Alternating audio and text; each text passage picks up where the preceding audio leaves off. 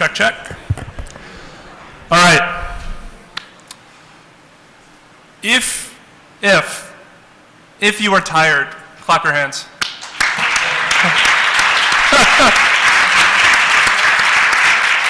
All right, I saw everyone in here give a huge amount of effort. That's greatly appreciated, and hopefully you got more out of it than even what you put into it, which I know is a lot. Congratulations on coming this far. This is by far the most full room we've ever had during presentations, so it says a testament to your hard work and efforts, and just judging by the rehearsals that we just went through, you guys worked on some really cool stuff. Very impressive. You know, I can recognize a lot of projects even being better than what we had done back in 2014, which just shows how far you know, this community and your generation has come in terms of your skill set. So good work. I'm going to do a few things. I'm going to talk about the presentation, the criteria, introduce the judges, and then we'll introduce the mayor who's here to give an address, and then we'll kick things off.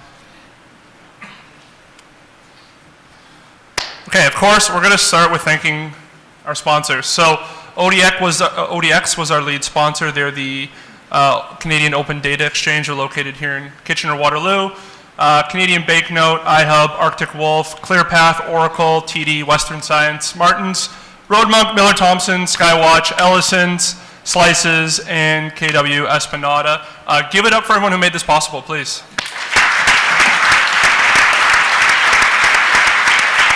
Again, what I really like to point out about this community in particular, especially this event, every year the vast majority of the people who support this event are not from space and don't actually have a vested interest in space. They just care a lot about using space to provide access to interesting STEM opportunities. And for us at SkyWatch, we believe that space is an important gateway to STEM and engineering technologies, and getting kids and the future generations interested in solving hard challenges, regardless of whether those challenges are in space or here on Earth. And of course, let's give it up to the two organizations that lent their name to the event, NASA and the CSA.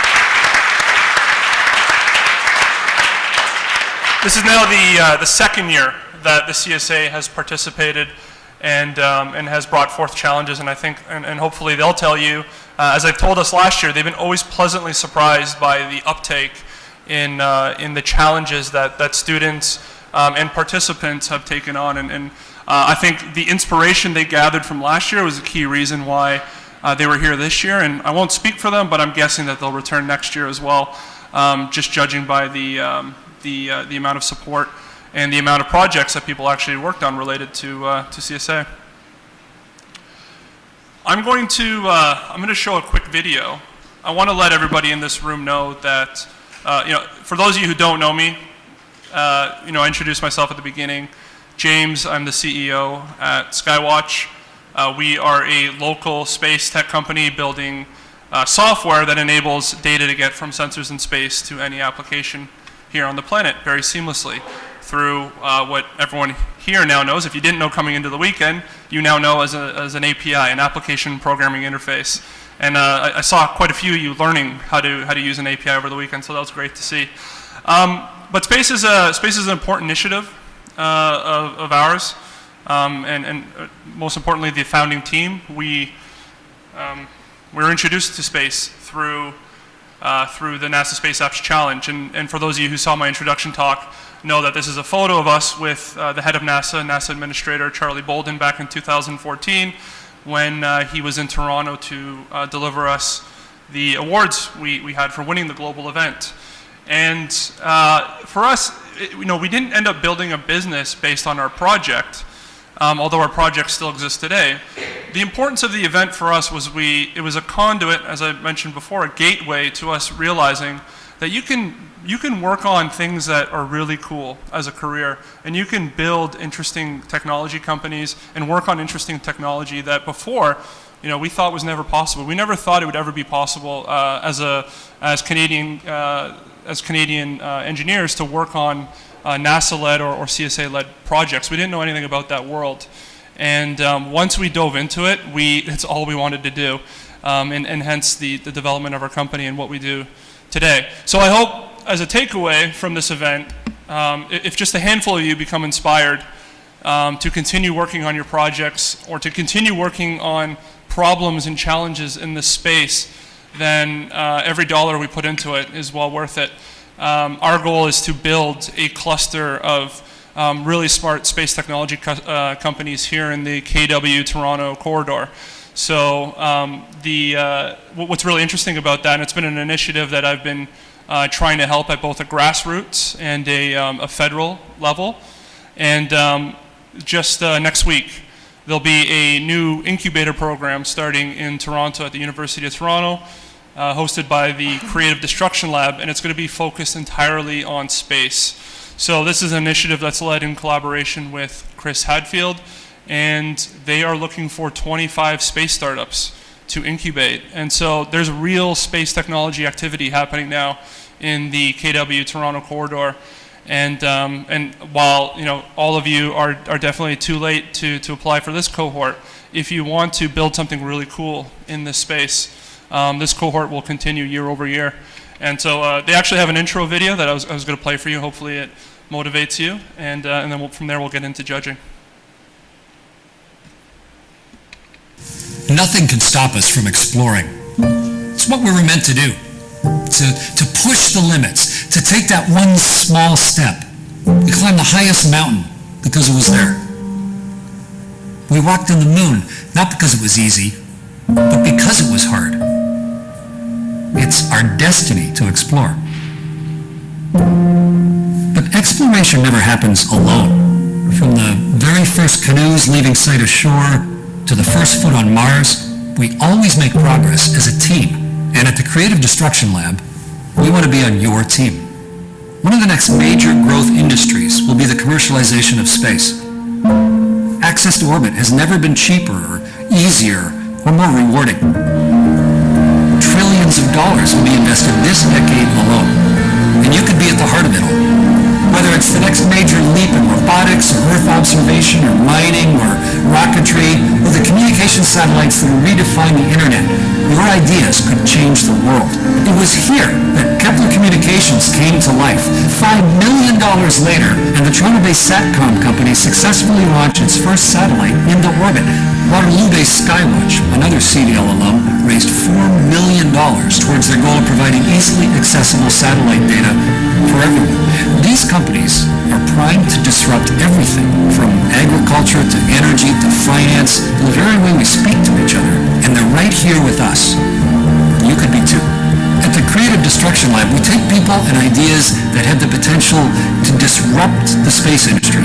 And with the support of dozens of entrepreneurs and investors and scientists, and mentors and astronauts, we enhance their probability of success. In the next 5 years, many millions of dollars are going to be raised by CDL companies. Entire industries are going to be brought into existence with nothing more than a startup. And you could be at the forefront of that. Are you ready to change the world? Apply, and we'll help you get there.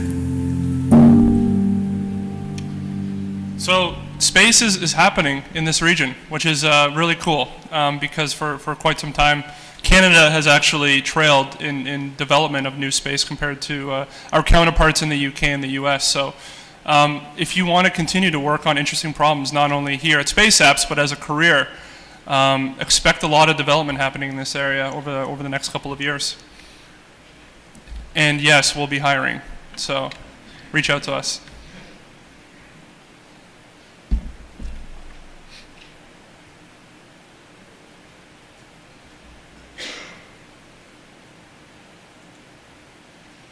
Okay, let's talk about presentation. So the criteria. The moment you touch the stage, we're going to hit the go on the timer. We're going to give you 4 minutes and 15 seconds. So 15 seconds is pretty much your transition time to set up, and then you have 4 minutes to give your presentation. There's going to be 1 minute for questions, which means there's going to be about enough time for 1-2 questions max. The way this is going to work, on Slack, if you're presenting, make sure you're on Slack because that's the order in which we're going to do presentations. When the group in front of you is presenting, I'd like you to be on deck beside me. I'll be sitting right here in the front row. come and sit beside me, and then I'll introduce you and bring you on. We'll transition it smoothly. So pay attention to the order list, and when the company in front of you is on stage, you should be on deck right beside me. All right, judging criteria. 5 simple categories that the judges are going to judge your presentations on. Impact, creativity, validity, relevance, and the presentation itself in terms of your overall performance. Judges, okay. So we have an awesome group of experts on the judges panel today, but not to be intimidated by them. They're all very nice people, as I can attest to. So Dinah Davis is the Vice President of R&D at Arctic Wolf Networks. She's responsible for the development of the AWN CyberSock product. She holds a Master's in Math in Cryptography from the University of Waterloo, and she has over 17 years of experience in the tech industry, with time spent as a security software developer at the Communications Security Establishment Canada, CSEC, and BlackBerry, and as a manager at Trustwave and D2L prior to Arctic Wolf Networks. She is also the founder of Code Like a Girl, a publication whose goal it is to change society's perceptions of how women are viewed in technology. Next, we have Dr. Nadeem Ghafoor. He is the Vice President of Space Exploration at Canadensys Aerospace, a Toronto-based space systems and services company focused on accessible space, where he leads the space exploration and space education business areas for government and commercial space applications. Space is named a few times in that sentence, prominently.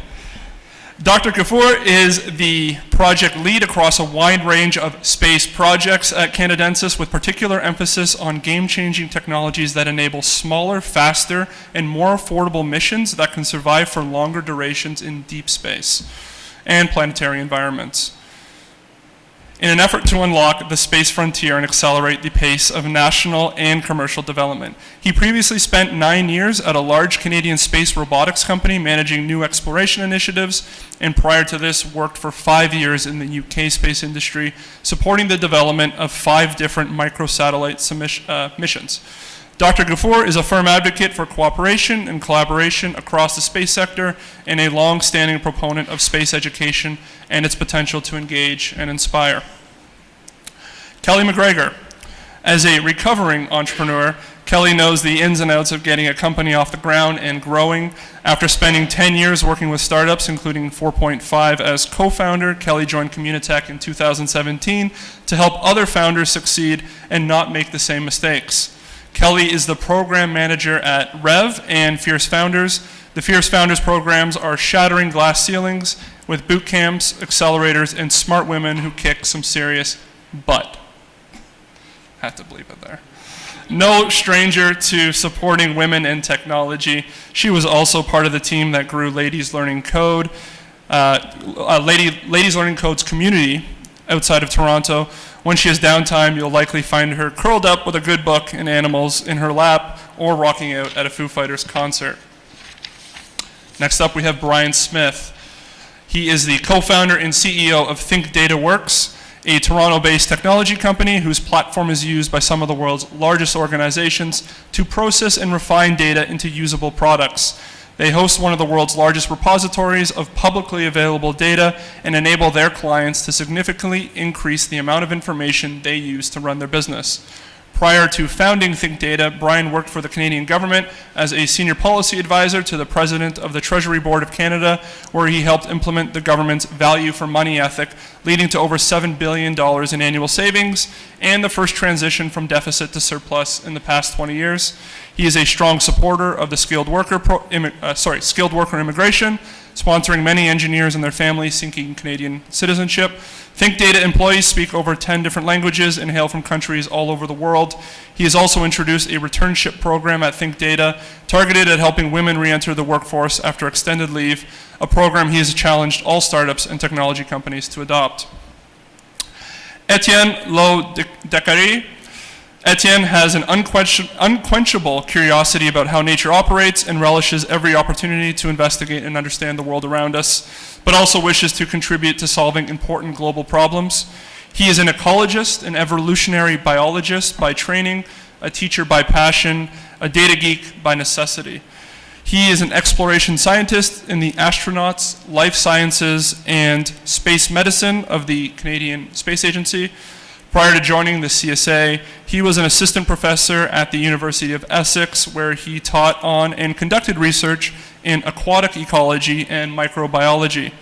He co-founded the Montreal R user group and has taught R and data analysis in a diversity of settings. He is excited to see what wonderful solutions will arise. Please give it up for our wonderful judges. I almost ran out of fuel there. Okay, and finally, for those of you, actually everyone, because it's the same across the province, tomorrow is a municipal election day, so we actually thank the mayor for taking time to come to this event. It's very much appreciated. I know you probably had a tired week, if not a tired month. And so, but you've been very supportive of the program and of the greater technology community here. So please welcome Mayor Barry Verbanovich to give a few words.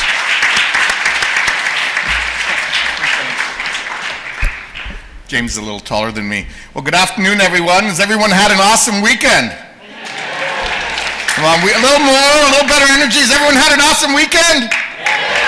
Much better. I know it's been tiring, but it is great to see so many of you here and to see so many people interested in outer space.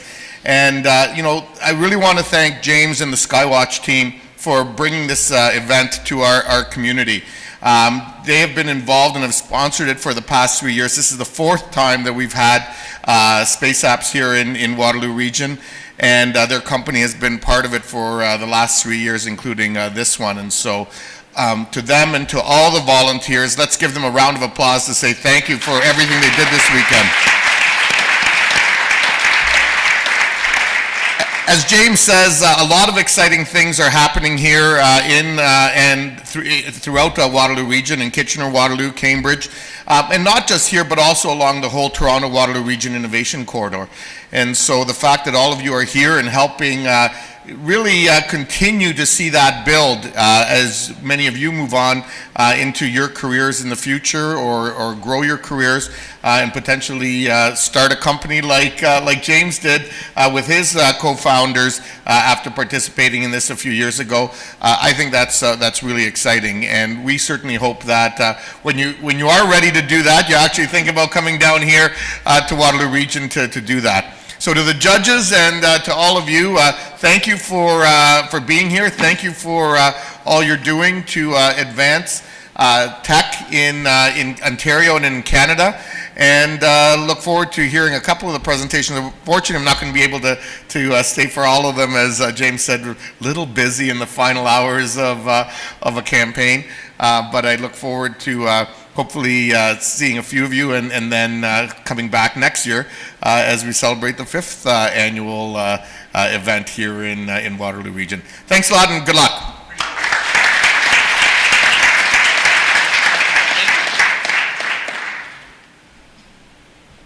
Okay, so we're going to kick it off now. The first group up is Tara, and then can you tell me who's on deck? The Oblate Spheroids. Okay, and then the Oblate Spheroids is on deck. All right, let's do it.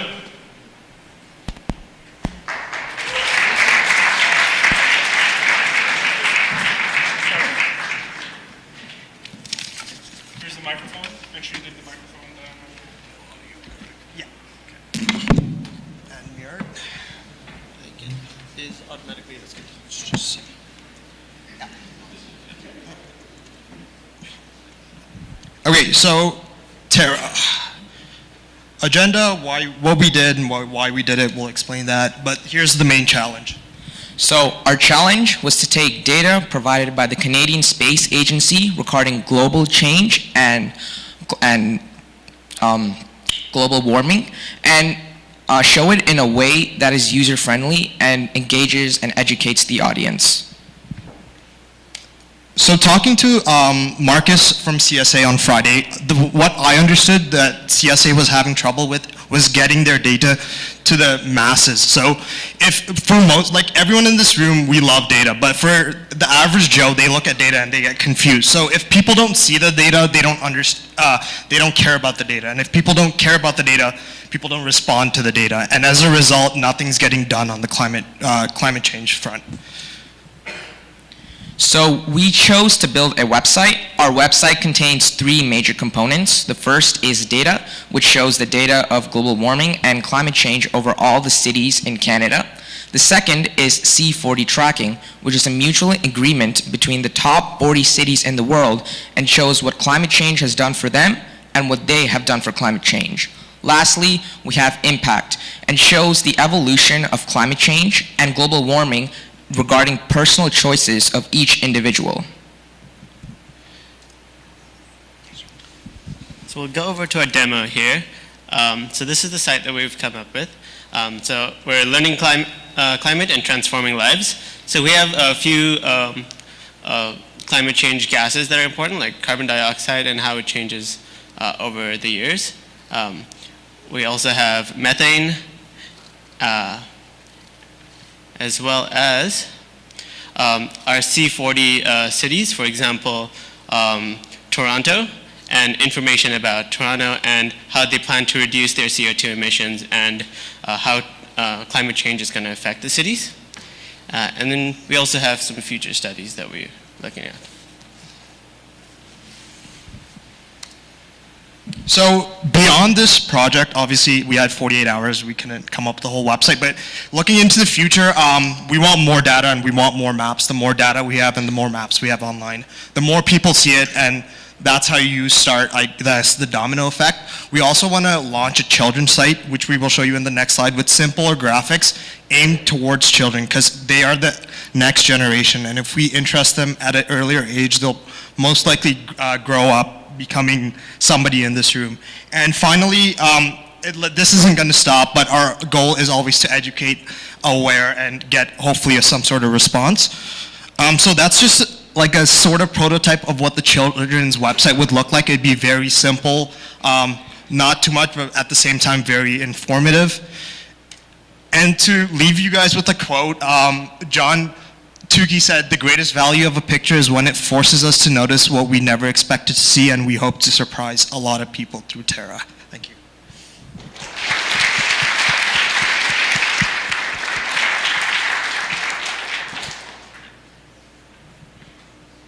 Questions? Comments, concerns? I've got a quick question. So all the plots and stuff like that, I've got a quick, boring question to start with. All those are plots that you guys produce for your website?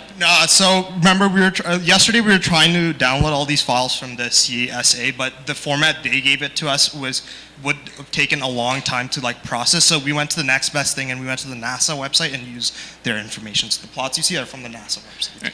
And what's the thing that stunned you the most when you actually looked at those plots? Is there anything that popped out to you and you discovered while doing this project?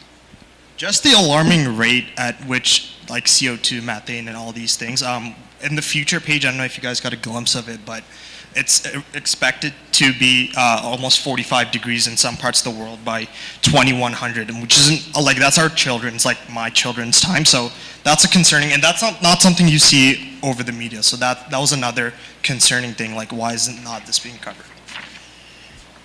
Okay, give it up.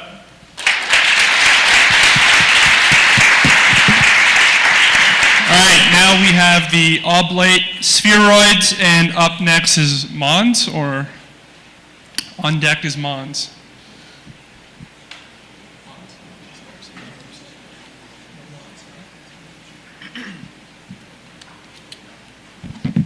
Hey everybody, we're the Oblate Spheroids. I'm Alejandro and this is Sam.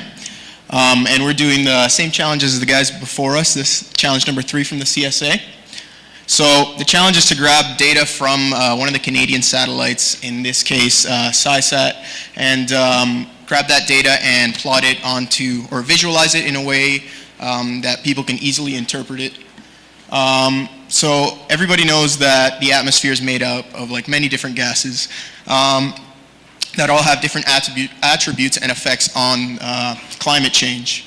But I bet most of you couldn't name 5 off the top of your head, and that's one of the biggest changes that we want to make.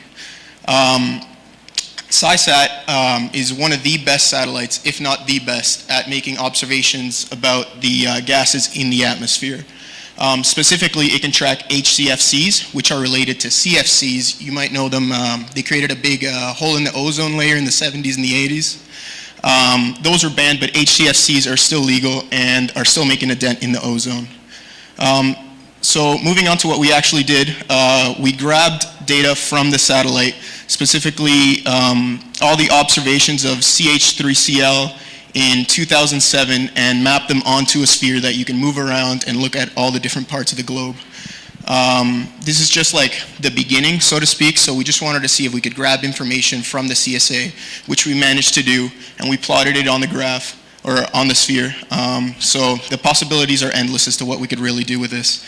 We figured the CSA could use it to map data for their internal missions, as well as provide it to the public as a way of learning about what the CSA is up to and discoveries that they're making. This is just like another image saying like what the possibilities are. Like if we had a couple more days, like 1 or 2, we could add like a list to choose from all the different gases that are available from the satellite, and yeah, and choose the range of time that it appears. We had a lot of fun doing it, to be honest. It's probably the most fun I've had programming at one of these competitions, and I just wanted to say thank you to everybody who's involved, and I hope everybody had fun.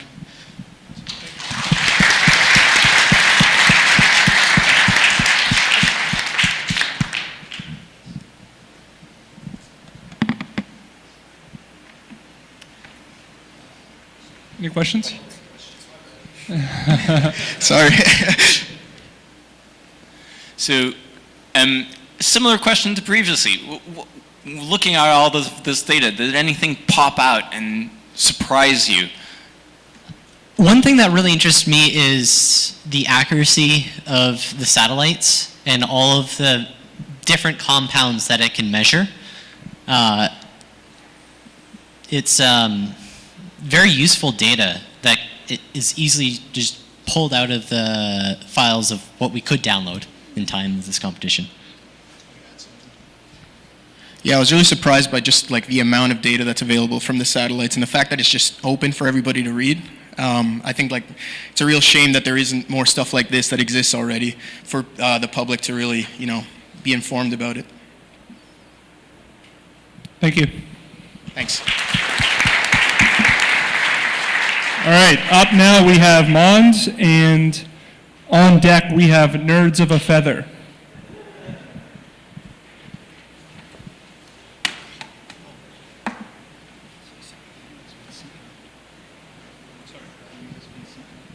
The USB-C connector.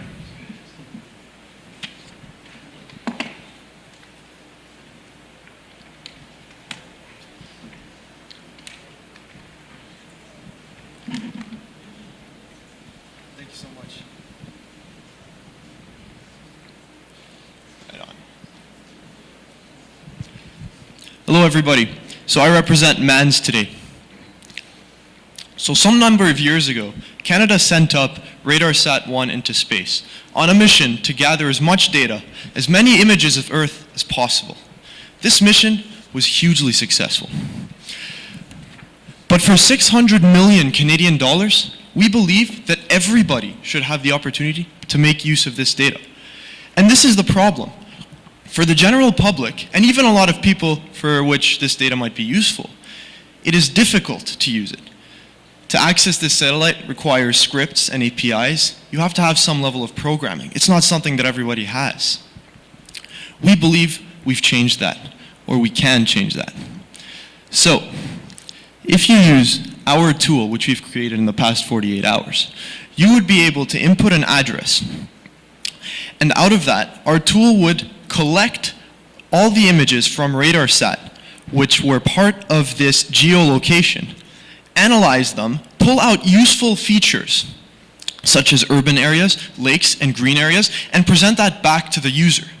So the challenge that we were actually dealing with was doing this for Toronto. So that's exactly what we've done here. Unfortunately, we can't do it real time just because it takes so long on our own computers, but we've put the images that we've processed right on here. So here's Toronto from 1997 all the way up to 2012. And you can see the green areas, the urban areas, and the lakes highlighted in a way that the public and the people like urban developers can make use of.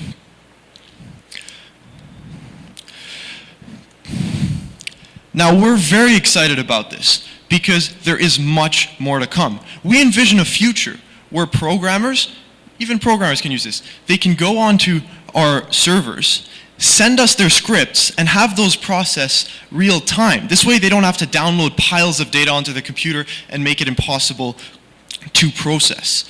That is a possibility once we get this kind of thing running on our own servers. They could even have the scripts running on their servers and pull the data from us. The point is, the data can be available. In short, the future looks bright. There's hundreds of satellites up there. Who's to say we can't grab data from everybody? We could really have on-demand analysis of any area of interest, and not just at one point in time like Google Earth, but through the fourth dimension. Why not? In short, every satellite tells a story. Together, let's listen.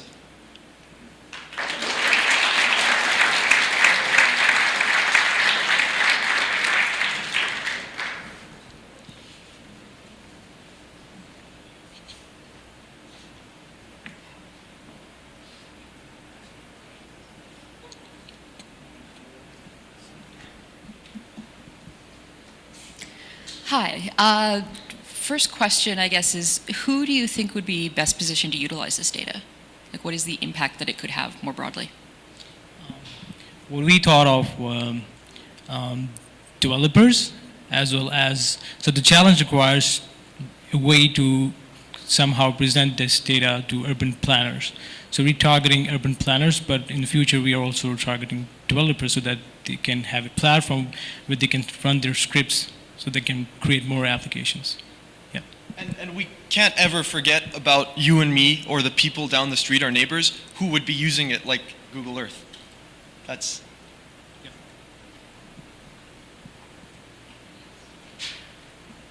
Thank you. Thank you so much. Okay, up now we have Nerds of a Feather, and that'll be followed by Romulus on deck. Give it up for Nerds of a Feather.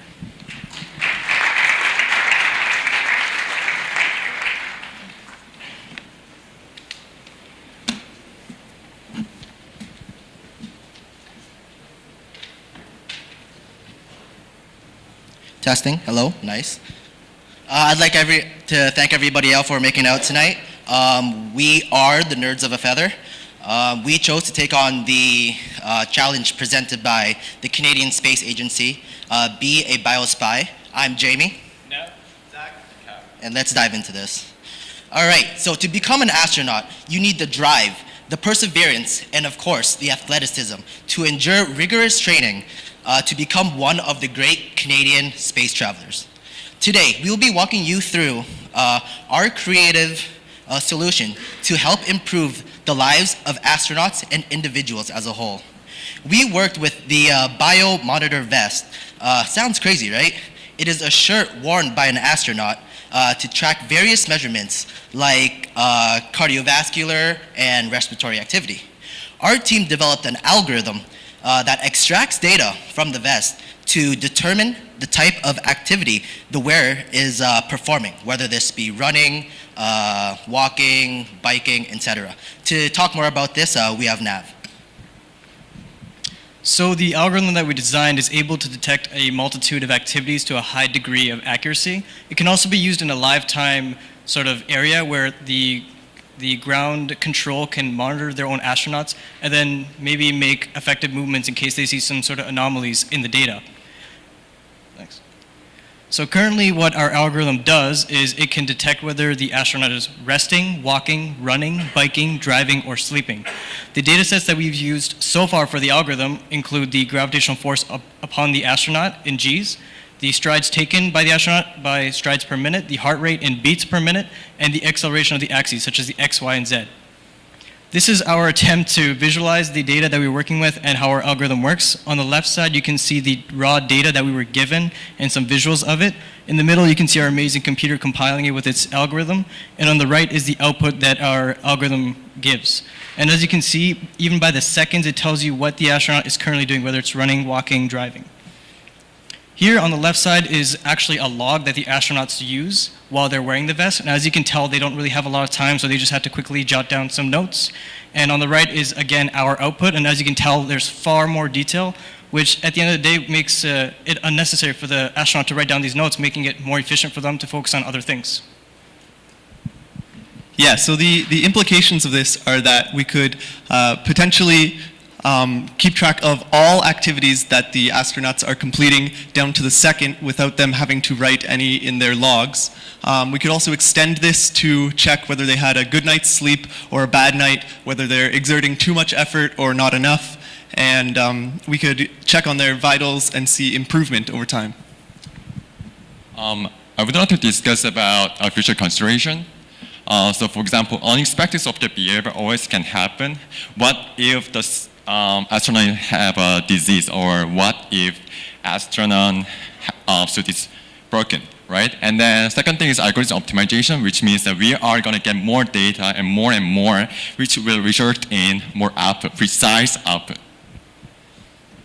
So in our conclusion is that currently we are getting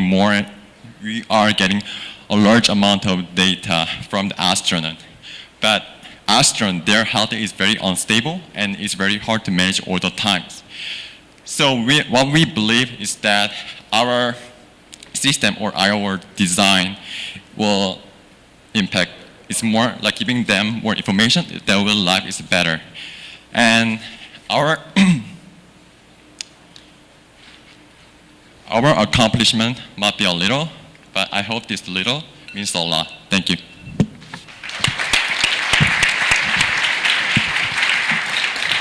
So I have a quick question. How are you using this data to, like, how's your accuracy level better than, say, like a Whoop, where you just like wear it on your wrist? How are you taking advantage of the fact that you have like many more points of interest than just that of a watch? Well, from what we saw was the vest had far more, I guess, data sets given to the user compared to a watch. The abundance of data that was there was, we probably used maybe 5% of what we could have actually used if we had more time. There were sets such as the amount of air the astronaut breathed, the amount of liters that they were breathing back and forth. So I guess that's the difference, and then we had to come up with a whole different algorithm just to use all those different sets of data. Do you mind shining a bit of light on that in terms of what are those algorithms? Just what can you share on that front? So like how the algorithm works itself? Let's see. Oh. So basically the data sets that we used so far represented things such as the cadence, which was the strides per minute. And what we had to use there was we basically had to determine at that point how the other sets of data looked. So when an individual was driving, they had acceleration, but they were taking no strides. So we had to basically come up with a bunch of constraints and determine what activity was happening at a certain time. Okay, thank you. All right, up now we have Romulus, and Romulus is going to be followed by Recon on deck. Recon.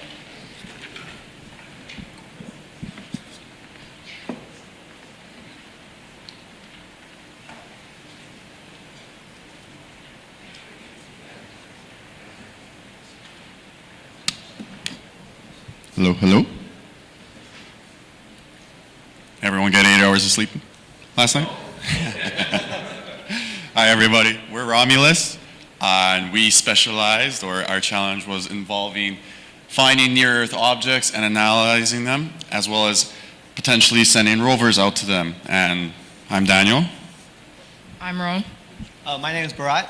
And I'm Tazeen. Problems we are now facing. Problems we are now facing are executing missions to analyze NEOs, which consume a lot of amounts of energy, cost a lot of money, and are very time consuming. So the solution to all those issues is Romulus. Now, we are a team specializing in analyzing NEOs by rovers. These rovers would obviously be set out by a satellite, but we call them mini rovers. They can fit on the size of your hand, and they can also launch from the satellite, which is the only object actually orbiting the Earth. And once these small rovers launch, they're much easier to take care of. They don't need a lot of instruments. They don't need a lot of data. They can get onto a rover, get onto a near-Earth object, analyze it, and send the data back to us. But first, we have to find these NEOs, or near-Earth objects. So, solution we stumbled upon, or we actually stumbled upon software that found asteroids from FITS images, which are outputted from NeoSat, Canadian satellite. And their method uses MILD, which is multiple image line detection. As we can see, some little technical information here. We have 5 images, and from this we can see every frame, we see the Pentagon moves in a linear fashion. Thus, the stars are slowly moving far in the distance compared to the other objects, which are moving much faster and in a different linear direction, thence making them a possible NEO.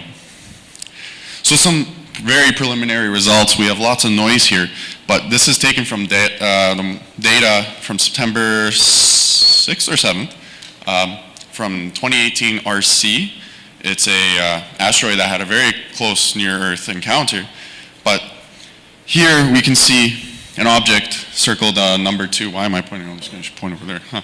So we see an object number 2 over here, and in the next frame we see it moves down underneath those 2 stars, and we can see the frames may have shifted a bit, the background stars, but we can see a huge effect from number 2 moving to the next frame. Thus, it could be a possible NEO. And there's lots of kinks and parameters to tweak to hopefully optimize further results. And so after that, what we want to do is we want to take this information and make it useful for the satellite and the rovers that we would want to send out. So from this, we get the velocity of the NEOs, and we use that to calculate the position at which the NEO is closest to the Earth.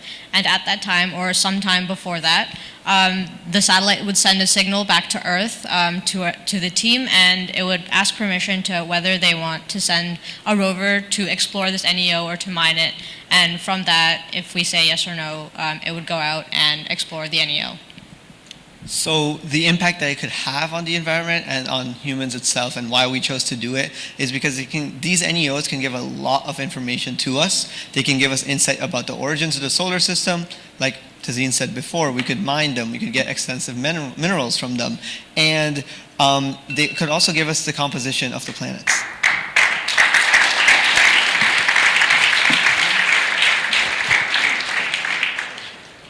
So do we have any questions? Hi. Yeah, good job, guys. Did you want to spend a minute saying what you felt was innovative or different or new about the approach versus the tools that you maybe saw that were already out there? So what we have right now is that individual satellites like the Rosetta mission, they send out one satellite with one rover on them, like Philae, to orbit a comet and then land on it and analyze it. We chose to do a different approach, which would save a lot of money and a lot of time, which would be to send out mini rovers like the Japan's space agency recently did. Send out mini rovers all on one satellite that orbits the Earth, and these rovers get launched depending on whether the near-Earth object is close enough, so we can save a lot of money, save a lot of time, and we can still analyze them regularly. That's great, thank you. And just to follow on to that then, so that's clear, thank you. Is there anything that you felt was a new step forward in that you focused on the orbit determination or object determination and identifying what's a star versus what's an object or not a star? Anything that you felt was new about the approach, or was it more about how the data was presented? Well, this this algorithm was